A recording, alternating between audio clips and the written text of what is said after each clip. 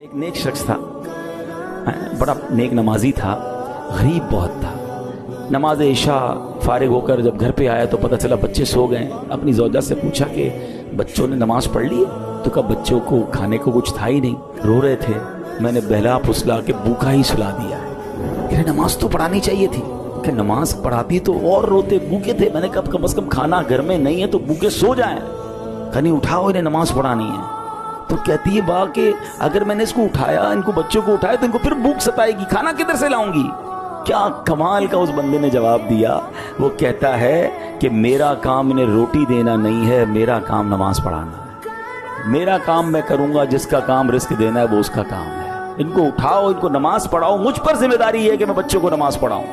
بھوکے سوئے ہوئے بچوں کو جگایا گیا، نماز کے لیے بچوں کو کھڑا کیا۔ ابھی سلام نہیں پھیرا تھا، دروازے پر دستک ہوتی ہے، ایک شخص باہر کھانے کی ٹرے لے کر کھڑا ہوا ہے کہ آپ کے لیے کھانا بھیجا گیا ہے۔ بچے نماز کے بعد پیٹ بھر کر کھاتے ہیں۔ کاش یہ بات سمجھ آ جائے، رزق کا وعدہ رب کا ہے، مغفرت کی کوشش میں نے کرنی ہے، نماز میں نے پڑھنی ہے، اپنے بچوں کو پڑھانی ہے۔ ہم بچوں کو دنیا کی ساری تعلیمات دلواتے ہیں، میں نہیں کہتا دنیا کی تعلیم نہ دلائیں، اگر شریعت کے دائرے میں دلائیں، مگر اپنے بچوں کو دین بھی تو سکھائیں نا۔